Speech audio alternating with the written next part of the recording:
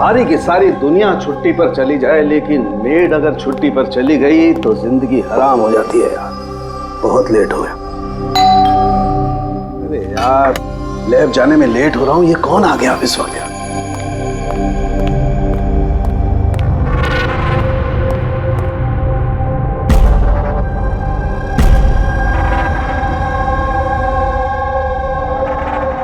बाहर तो कोई दिखाई नहीं दे रहा। घंटी की आवाज तो सुनाई दी थी।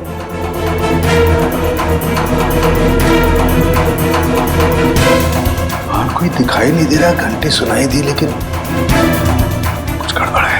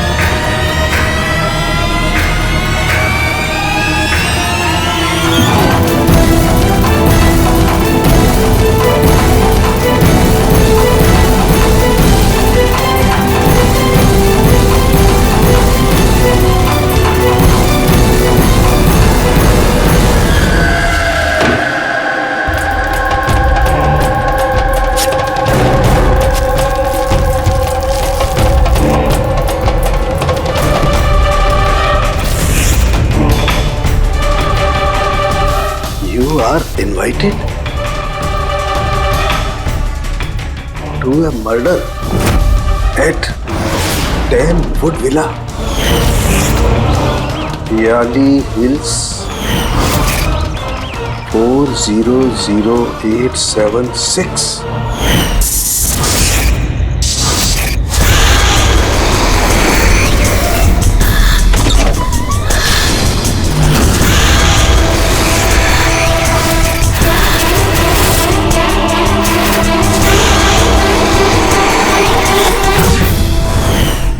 Catch me if you can. ये सच्चाई है या मजाक है?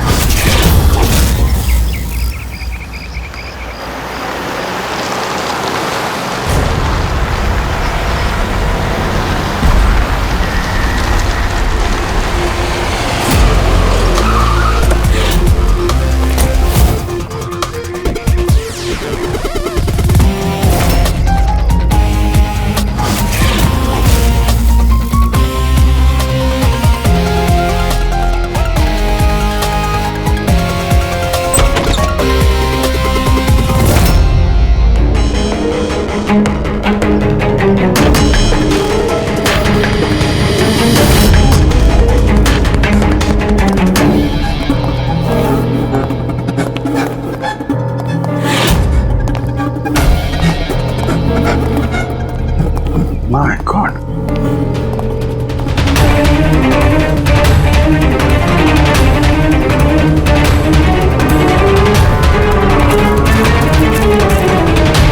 ना तो कोई भी नहीं है, ना कोई गार्ड, ना बंगले का मालिक। पंकज, जरा आसपास पता कर, बंगले का मालिक कौन है? जो भी इंफॉर्मेशन मिलती है लेकर आओ। कितनी बेरहमी से खून किया है इसका।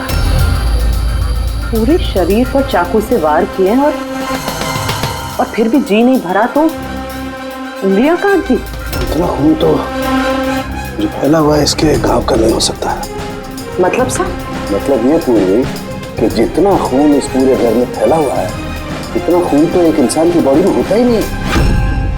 कोई आईडी वगैरह नहीं? कौन है ये लड़की? नहीं अभिजीत, कुछ नहीं मिला।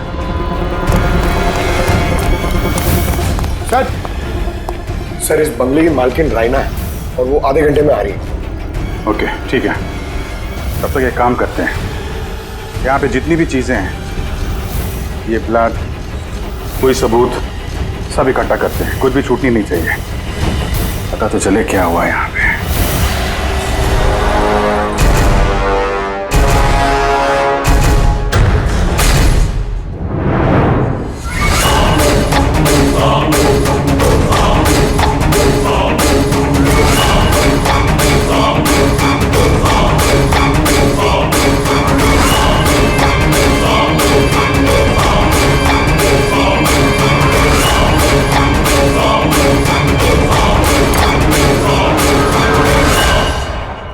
इस पूरे घर में इतनी सारी चीजें पड़ी हैं जो चिल्ला चिल्ला के कह रही है कि हम सबूत हैं, हमें उठा लो। कहीं ये सब प्लांटेड तो नहीं? मतलब खूनी हमारे साथ गेम खेल रहा है।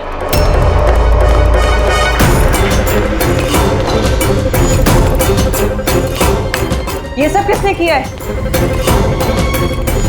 ये सब किसने किया है? What is all this?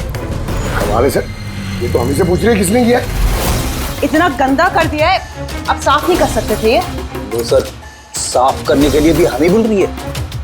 बदबू आ रही है। हे, मेरे बंगले में ये औरत क्या कर रही है? ओए बिरजू, बिरजू कहाँ है? बिरजू, बिरजू। यार लाश देख के लोग या तो बेहोश हो जाते हैं या डर के मारे गिर जाते हैं। इसको तो कुछ हुआ ही नहीं। बिरजू, बिरजू, बिरजू, अब बिरजू, बिरजू। राणा जी, आपने ये घर ऐसे ही लावारिस छोड़ रखा है? एक्सक्यूज मी, घर लावारिस नहीं है, इस घर की मालकिन मैं हूँ। ये मेरा पुश्तैनी बंगला है। आपका बंगला है तो आपने देखभाल करने के लिए किसी को रखा नहीं है क्या यहाँ पे? ऑफ कोर्स है बिरजू, बट पता नहीं वो कहाँ है। बिरजू! इस औरत की लाश पड़ी है आपके बंगले में, आप उसको भी नहीं जानती? मैं कुछ नहीं जानती, और अब प्लीज यहाँ से निकल जाइए और जाते जाते सब कुछ साफ करते हुए जाइए। बिरजू! सर ये औरत थोड़ी अजीब है और टेढ़ी भी।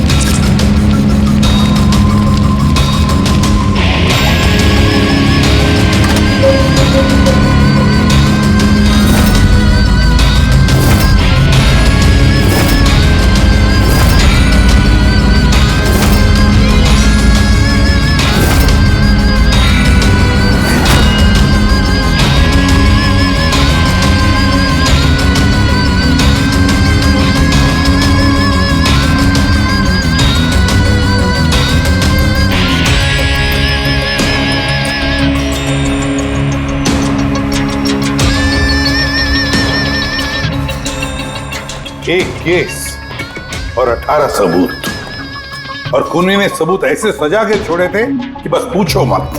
सर लेकिन प्रॉब्लम ये है कि इनमें से कोई भी सबूत हमारे किसी काम का नहीं है। ये सारे सबूत हमारे किसी भी काम के नहीं है, इसका क्या मतलब है तारिका? मतलब ये कि ये सारे सबूत पुराने हैं। What? ये सारे सबूत पुराने तो क्या लड़की का खून भी पुराना है? कितने पुराने बताओ? सर 4 से 10 साल पुराने। ये सारे सबूत 4 से 10 साल पुराने, तो क्या इसका मतलब है इस लड़की का खून 10 साल पहले हुआ है? और क्या मिला सबूतों में से बताओ? इन सारे सबूतों में 20 अलग अलग लोगों के डीएनए मिले हैं। वाह, मतलब 20 अलग अलग लोगों ने इन सारे सबूतों को छुआ है ना? हाँ सर। तो फिर फिंगरप्रिंट्स तो मिले ही होंगे? नहीं। नहीं सर। लेकिन सर एक बहुत इंपॉर्टेंट बात पता चली है। क्राइम सीन पे जो इतना सारा खून मिला था, वो खून किसी इंसान का नहीं बल्कि किसी जानवर का था। क्या? डॉक्टर तारिका, इस लड़की के शरीर पे जो खून लगा हुआ था वो भी जानवर का? नहीं, इस लड़की के शरीर पे और इसके कपड़ों पे जो खून मिला था वो इसी का है, असली खून। लेकिन इसके अलावा वहां पे जो भी चीजें थी वो सारी प्लांट की गई थी। लगभग 20 लोगों के डीएनए और इतने सारे सबूत क्राइम सीन पे आए कहां से सर? वही तो, इतने सारे सबूत, लेकिन हमारे हाथ में कुछ भी नहीं। वाह, आप चुपचाप बैठे रहो, कुछ मत बोलना, हम लोग यहाँ गप्पे लड़ा रहे हैं ना। बॉस, मैं जानता हूं ये सारे के सारे सबूत कहां से आए। पिछले कई सालों में सीआईडी ने जो केसेस सॉल्व किए हैं उसमें से कुछ इंपॉर्टेंट केसेस के इंपॉर्टेंट एविडेंस है, सारे के सारे। क्या?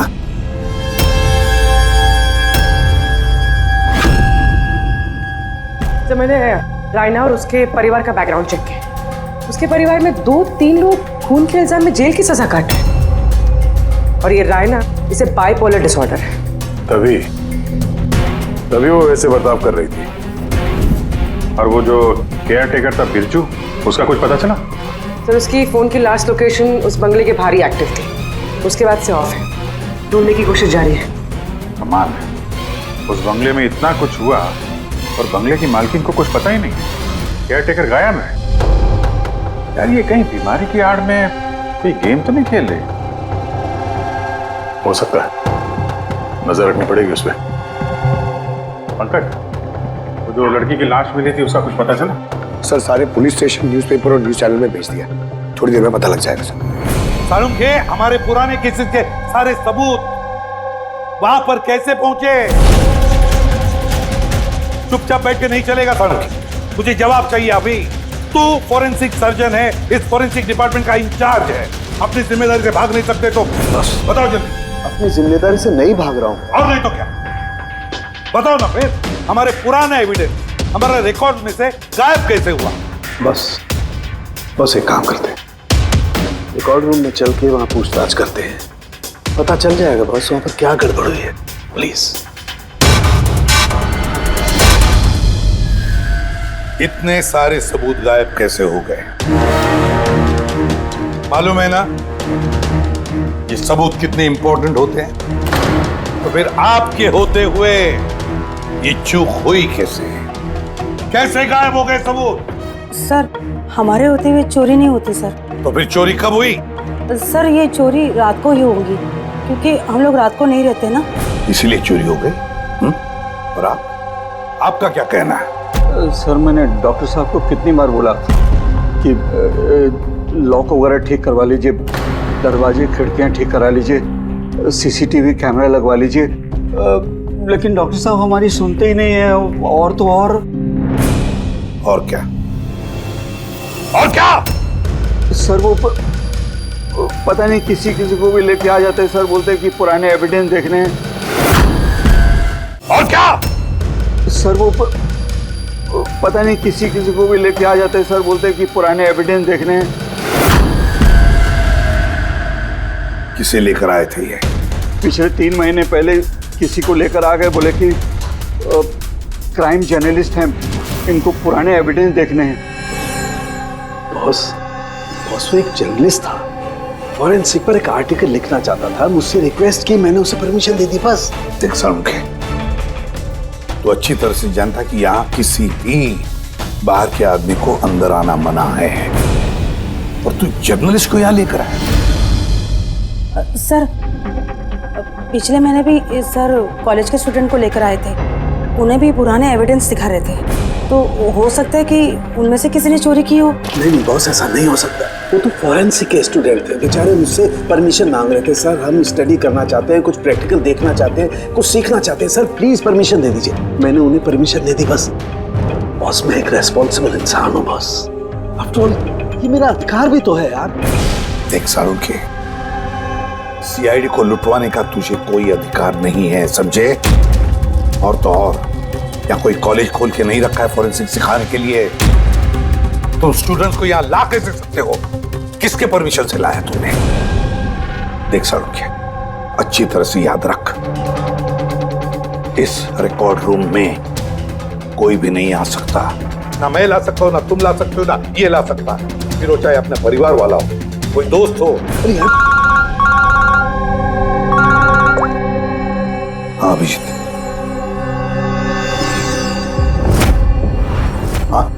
सर, जिस लड़की की मौत हुई थी उसका नाम टीना है, ये उनके पिताजी हैं, doctor Nirav sir, head of forensic Chennai. Doctor Nirav? Nirav? Nirav? यार, बेटे नीरव किसी मार दिया। कंट्रोल योरसेल्फ, सब पता चल जाएगा, सर आप लोग जानते हैं एक दूसरे को?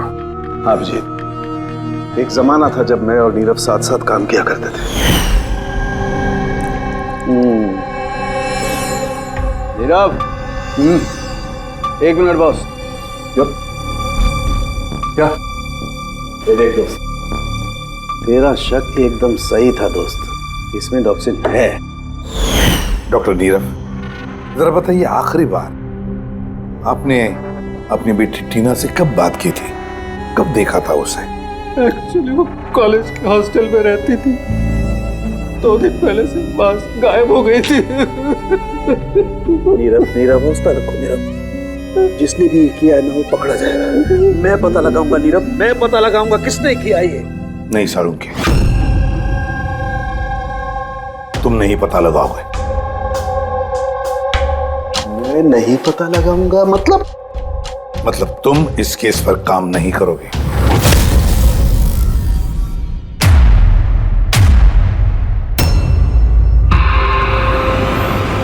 क्यों? क्योंकि तुम्हारी लापरवाही की वजह से फोरेंसिक रिकॉर्ड रूम में से सबूत गायब हो गए। You are suspended Salunkhe till further notice.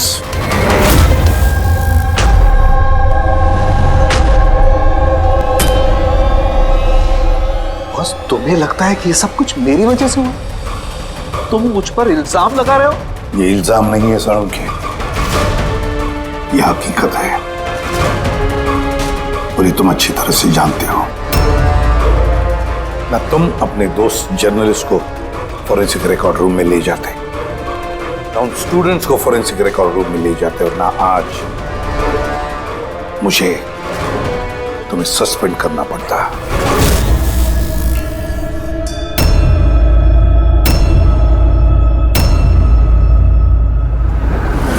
अरे यार, नीरव को मेरी जरूरत है, इस केस को मेरी जरूरत है यार, प्लीज। नहीं सालुंखे। सर आपने मुझे बुलाया? डॉक्टर तारिका, अब से तुम डॉक्टर नीरव की बेटी टीना की केस हैंडल करोगी। मैं? हाँ। लेकिन सर। अभिजीत, सालुंखे का दोस्त जर्नलिस्ट और उसके वो स्टूडेंट्स जो फोरेंसिक रिकॉर्ड रूम में आए थे, सबकी अच्छी तरह से इंक्वायरी करो, अच्छी तरह से।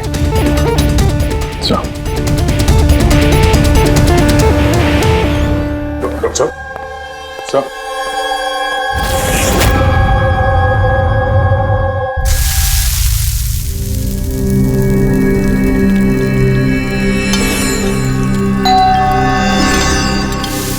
आ गए वो प्रद्युमन के दाएं बाएं, दया और अभिजीत मेरे घाव पर मरहम लगाने के लिए। मुझे मालूम है खोलते ही कहेंगे सर कुछ नहीं होगा, हमें आप पर पूरा विश्वास है, सब कुछ ठीक हो जाएगा। क्या काम ठीक हो जाएगा? पहले तो बेइज्जती करके निकाल देते हैं और फिर भेज देते हैं अपने दाएं बायों को, जाओ जाओ उसके घाव पे मरहम रखो।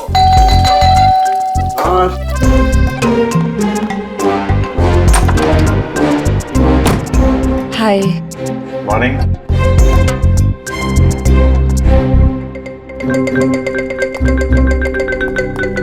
अरे क्यों टेंशन ले रहे हैं सर, सब ठीक हो जाएगा।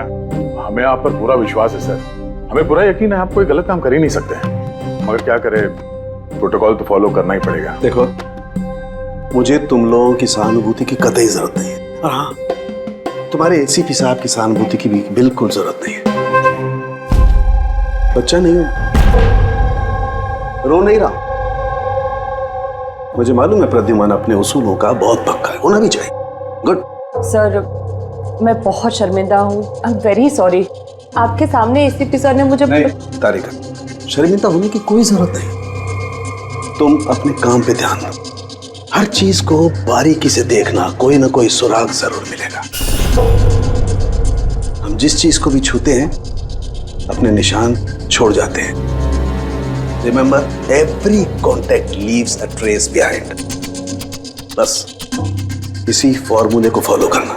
और हाँ, जब तक ये केस सॉल्व नहीं हो जाए, प्लीज यहां पर मत आना। मैं जानता हूं मैं बेगुनाह हूं और अपनी बेगुनाही साबित करके रहूंगा। तब तक के लिए प्लीज लीव मी अलोन। आप लोग अपने केस पे ध्यान दीजिए।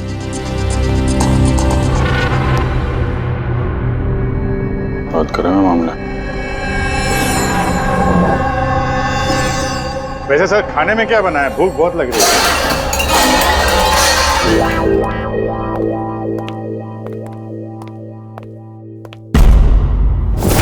सर, ये जर्नल सुना, बहुत टेढ़ा और बदतमीज आदमी।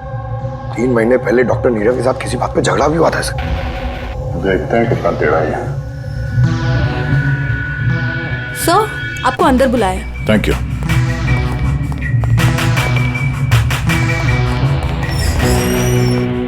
अरे वाह, नसीब हमारे, आज तो सीआईडी टीम के सीनियर इंस्पेक्टर दया से मुलाकात हो ही गई। आइए आइए, बैठिए बैठिए। हम यहाँ बैठने नहीं आए। अरे ऐसी भी क्या बेरुखी है जनाब। चलिए जाने दीजिए, छोड़िए। ये बताइए कि क्या लेंगे? चाय, कॉफी, ठंडा? ठंडा ठंडा वंडा नहीं पीते हम लोग।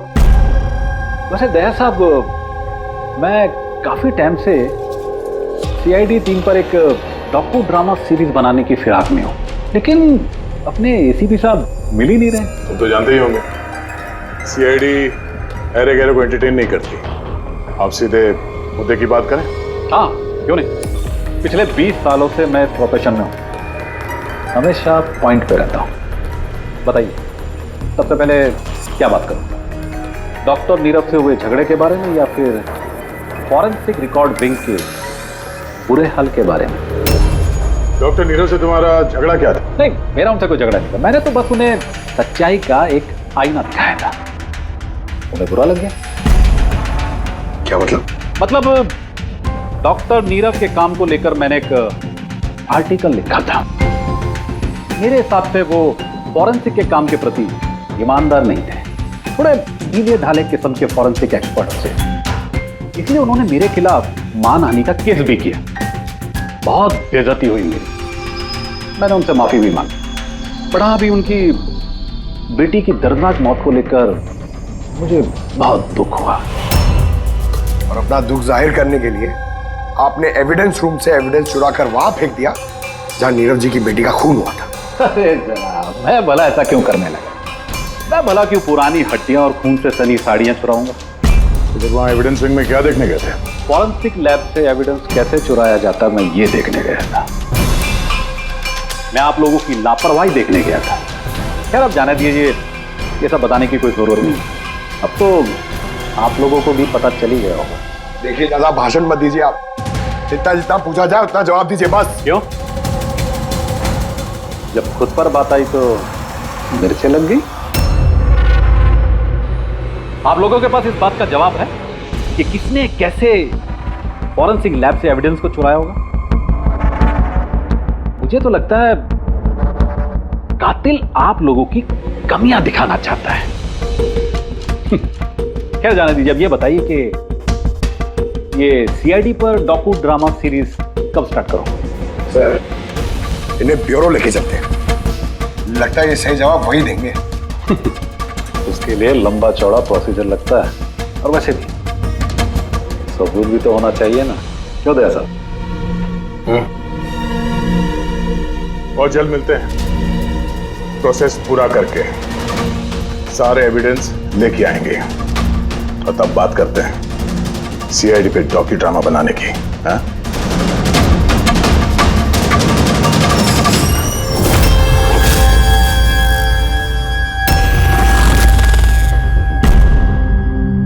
डॉक्टर नारायणी? यस जी कहिए। हम लोग सीआईडी से एक केस के सिलसिले में आपसे बात करनी है। जी बताइए। जो स्टूडेंट पिछले महीने फॉरेंसिक रिकॉर्ड रूम देखने गए थे, वो सारे के सारे चोरी और खून के इल्जाम में सस्पेक्टेड हैं। व्हाट? ऑफिसर, आपकी जरूर कोई गलतफहमी हो रही है। हमारे स्टूडेंट ऐसा कभी नहीं कर सकते हैं। हम भी यही उम्मीद करते हैं कि उन्होंने नहीं किया होगा, मगर खून तो हुआ है और इल्जाम उन्हीं पे है। देखो, हमारे बच्चे सिर्फ एजुकेशनल टूर के लिए वहां पर गए थे और आप लोग उन पे शक कर रहे हैं। हमारा काम है केस को सुलझाना और अपराधी को उसके अंजाम तक पहुंचाना। आप उन 10 स्टूडेंट्स को प्लीज बुलाइए, हमें बस उनसे पूछताछ करनी है और उनकी उंगलियों पे निशान लेना। देखिए आप लोग समझिए, वो लोग स्टूडेंट है। देखिए, हम 3rd डिग्री देके उनको पूछताछ नहीं कर रहे हैं, हम सिर्फ नॉर्मल पूछताछ कर रहे हैं। और हाँ, उनको कुछ बताइएगा नहीं कि हम किस सिलसिले में उनसे बात करना चाहते हैं। ओके। फॉरेंसिक रिकॉर्डिंग देख के आप लोगों को कैसा लगा? सर मेरा तो दम घुट रहा था वहाँ। कोई जगह है वो भी, पुराने दांत, हड्डियाँ, खून के कपड़े। मुझे तो वो जगह बिल्कुल पसंद नहीं आई। बहुत अजीब सी फीलिंग आ रही थी। तुमको ये खांसी हमेशा रहती? नहीं मैम, कभी कभी होती है। सर मुझे वो जगह बिल्कुल यूजलेस लगी, ना कोई देखभाल, ना सबूत अच्छे से रखे थे।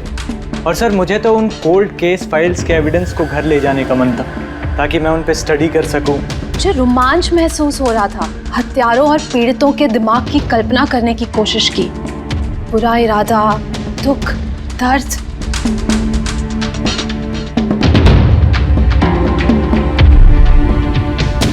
सर यहाँ तो 9 ही लोग हैं, एक नहीं है। हाँ, वो एक स्टूडेंट आज एब्सेंट है, उसकी तबीयत ठीक नहीं है। कौन है, क्या नाम है? सारिका। सारिका, हमें उसकी पूरी डिटेल्स चाहिए।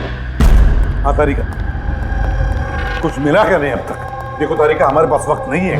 सर मैं कब से वही ढूंढने की कोशिश कर रही हूँ कि मेरे हाथ में कुछ तो आ जाए, जिससे सालों के सर पे जो इल्जाम लगाए ना वो साफ हो जाए। जो कुछ भी हो, कोई ना कोई तो है जो सांखे को फंसाने की कोशिश कर रहा है। कौन हो सकता है और फिर क्यों कर रहा है वो ये? सर तो आपको ये बात पता है, फिर भी आपने सालों के सर को निकाला। तारिका, मैंने सिर्फ वही किया जो कानून ने मुझे कहा। मैं तो सालुंखे को। क्या सर को आप क्या? खूनी ने एक बहुत बड़ी गलती की है। कौन सी सर? जब तुम लोग वुडविला गए थे, उस घर में घूम रहे थे, अंदर से बाहर, बाहर से अंदर, सब जगह सबूत इकट्ठा कर रहे थे। उस वक्त फ्रेडी, तुम अपने निशान छोड़ रहे थे, अपने हाथों के निशान, पैरों के निशान और भी कुछ कुछ चीजों के निशान, और उसका तुम्हें पता भी नहीं था, एहसास भी नहीं था। और खूनी बिल्कुल वैसे ही निशान छोड़ कर गया है वहां पर, ऐसे निशान जो हम ट्रेस कर सकते हैं। ट्रेसेबल निशान?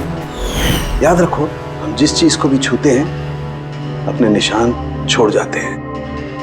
Remember, every contact leaves a trace behind. Sir ने मुझे हिंट दिया था, मेरे दिमाग में कैसे नहीं आया?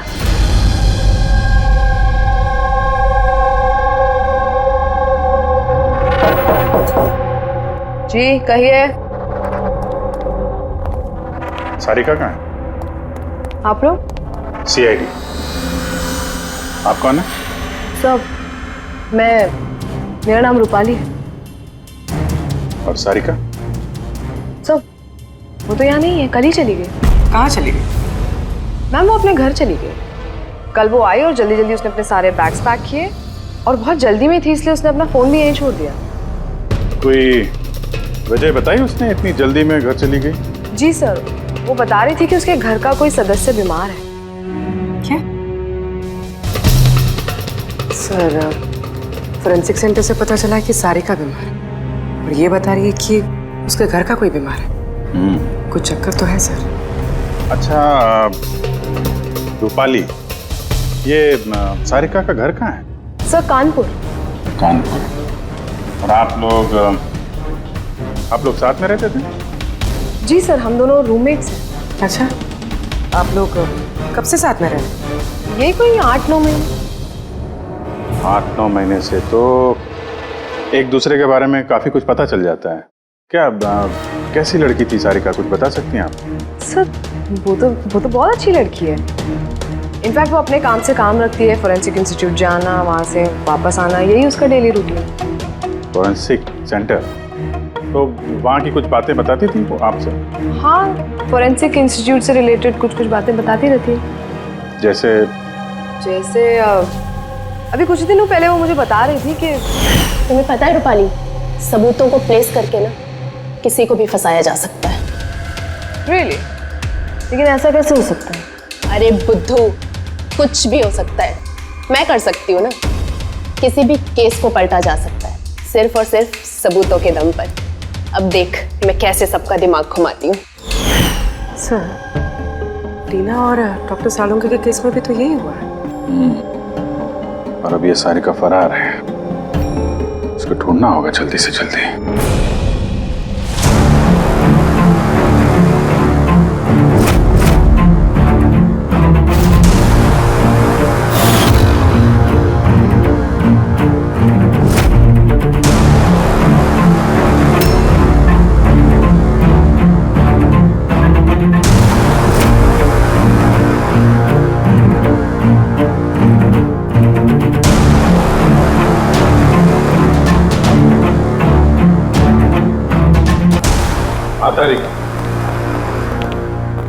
सखोनी जो भी है, अभी उसने इतने सारे सबूत चुराए और क्राइम सीन पे प्लांट किया।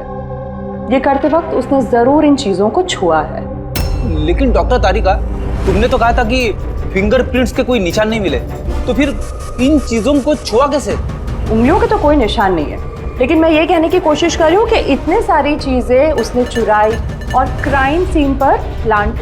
अब इतनी मेहनत करने के बाद उसे जरूर थोड़ा तो पसीना आया होगा। मतलब sweat analysis? Exactly, sweat analysis किया मैंने, स्वेट एनालिसिस। और इस प्रोसीजर से मुझे एक डीएनए भी मिला। ये देखिए, इस डीएनए से मुझे ये पता चला कि इस इंसान को एक खास किस्म की बीमारी है, सिस्टिक फाइब्रोसिस। ये किस तरह की बीमारी है? ये एक जेनेटिक बीमारी है पूर्वी। इस बीमारी से इंसान के बॉडी ऑर्गन्स जैसे किडनी, लंग्स, पैनक्रियाज, इंटेस्टाइन, ये सब डैमेज होने लगते हैं। तो डॉक्टर तारिका, इस बीमारी की तो पहचान भी होगी ना? कोई सिम्टम्स तो होंगे? सिम्टम्स है। अगर ये बीमारी ज़्यादा टाइम तक रहे तो वो इंसान की उसकी ग्रोथ पुअर हो जाती है, फैटी स्टूल्स होने लगते हैं, सांस लेने में तकलीफ होती है, बहुत खांसी आती है, इनफैक्ट साइनस इन्फेक्शंस होने लगता है। सांस लेने में तकलीफ और खांसी? तो ऐसे मरीजों को तो हॉस्पिटल के काफी चक्कर लगाने पड़ते होंगे।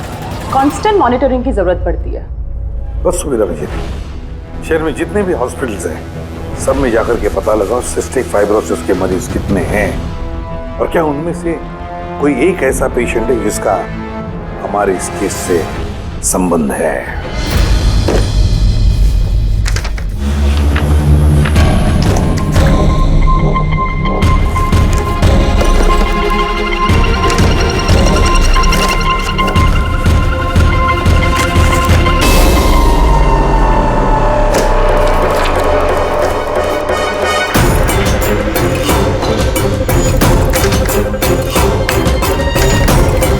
इस केस में हम लोग साथ साथ हैं। यस। डॉक्टर नीरव की बेटी को मार दिया गया, मुझे सस्पेंड कर दिया गया, तो बचा ललित। अगर ये सब कुछ इस केस की वजह से हो रहा है तो ललित के साथ भी कुछ ना कुछ तो हुआ होगा या कुछ ना कुछ होगा। ललित को ढूंढना पड़ेगा। लेकिन इतने सालों से ललित से कोई कांटेक्ट नहीं है, कैसे ढूंढूं उसे? ट्राई करता हूं।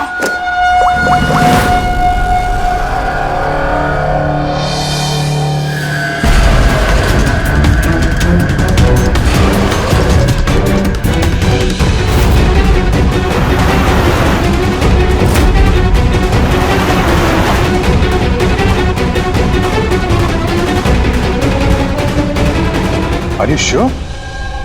ये वही है? जी हाँ, ये वही है। और इसको हॉस्पिटल में 2-3 बार आना ही पड़ता है। My God. Thank you very much. Thank you.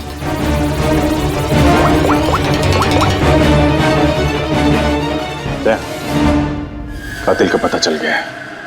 क्या डॉक्टर ललित मर गए 5 साल पहले?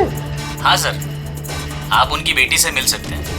कहाँ है उनकी बेटी? मेरी बात हो सकती? वो तो मुंबई में है सर, सारिका नाम है उसका। सारिका? जी sir. Okay, thank you. Sarika Mumbai में।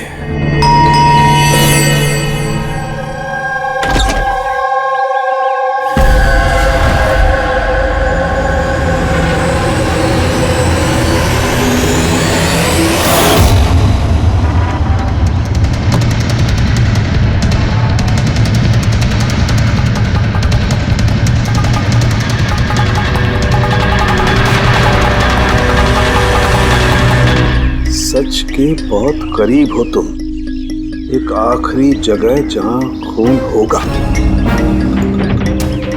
इंतजार कर रहा हूं तुम्हारा, वही जहां से ये सब शुरू हुआ था 8 साल पहले।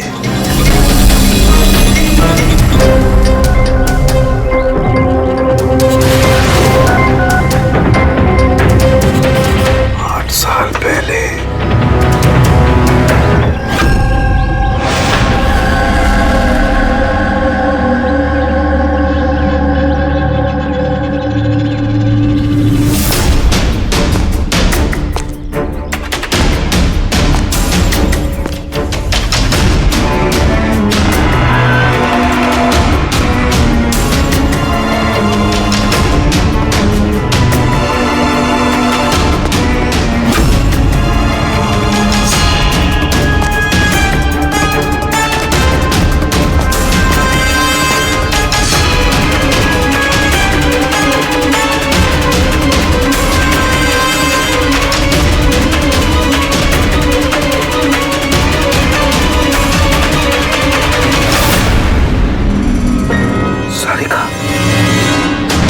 किसने मारा?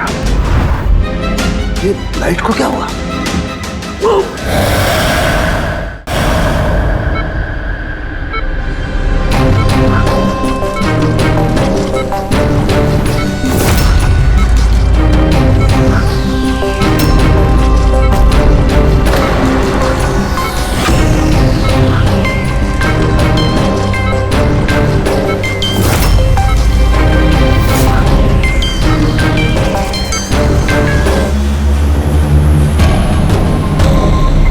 सारुण के सर का फोन तो लगातार बज रहा है, लेकिन वो उठा नहीं रहा। कहीं किसी मुसीबत में तो नहीं? सारुण के साहब के फोन की लोकेशन ट्रैक करो, देखो कहां पे है और उस खूनी का भी।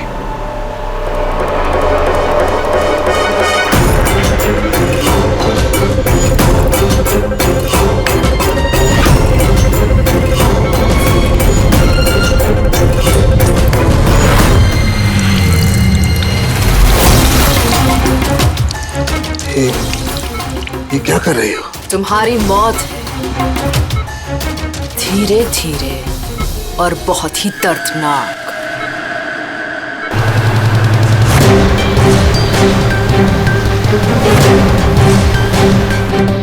तुम्हारे खून की एक एक बूंद का कतरा जब तुम्हारे शरीर से धीरे धीरे करके निकलेगा ना, तब बहुत मजा आएगा तुम्हें, है ना?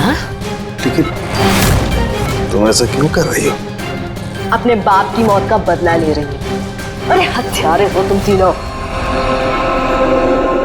तुम्हारा बाप रघु? हाँ, रघु, जिसे तुमने, डॉक्टर ललित ने और डॉक्टर नीरव ने मिलकर मार डाला। और तुम्हारी वजह से आज मेरा बाप मेरे साथ नहीं है। मार डाला? हमने? कैसे? सबूत इकट्ठा करके मार डाला। तुम लोगों ने सबूत इकट्ठा किया, मेरे बाप को फांसी की सजा दिलवा दी। देखो देखो, सबूत इकट्ठा करना, सजा दिलवाना, ये फोरेंसिक का काम है। काम है? बेशक बेशक ये तुम लोगों का काम है, लेकिन तुमने मेरे बारे में तो नहीं सोचा ना, उस बेटी के बारे में जिससे उसका बाप छिन गया। मेरे बाप की मौत के बाद मैं सदमे में आ गई थी, और सदमे से बाहर आने के बाद मैंने सोच लिया था, ठान लिया था कि मैं तुम तीनों को तुम्हारे किए की सजा देकर रहूंगी। तो इसीलिए तुमने टीना को मार डाला? हाँ, मार डाला मैंने उसको, क्योंकि मुझे मालूम था कि डॉक्टर ललित 5 साल पहले ही मर गए हैं। और जहां तक रहा तुम्हारा और डॉक्टर नीरव का सवाल, तो मुझे मालूम था कि डॉक्टर नीरव अपनी बेटी टीना से बहुत ज्यादा प्यार करते हैं। टीना के मरने के बाद वो तो अपने आप ही मर जाएंगे। और तुम, जहां तक रहा तुम्हारा सवाल, तुम अपने फोरेंसिक से बहुत प्यार करते हो। जब वहां से तुम्हें धक्के मार के बेइज्जत करके बाहर निकाल दिया जाएगा, तब तो तुम अपने आप ही मर जाओगे। लेकिन सारिका ने क्या बिगाड़ा था?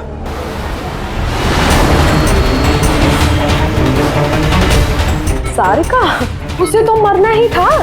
वो ललित की बेटी जो थी, और वो फॉरेंसिक में काम करती थी तो मेरे काम आती ना वो।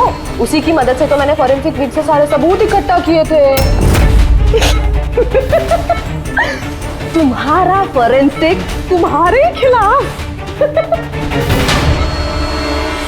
ये देखो डॉक्टर सालुंके, हो गया मेरा बदला पूरा। और जब तक सीआईडी यहाँ पर आएगी ना, तब तक तुम ऊपर। Good by doctor Salunke.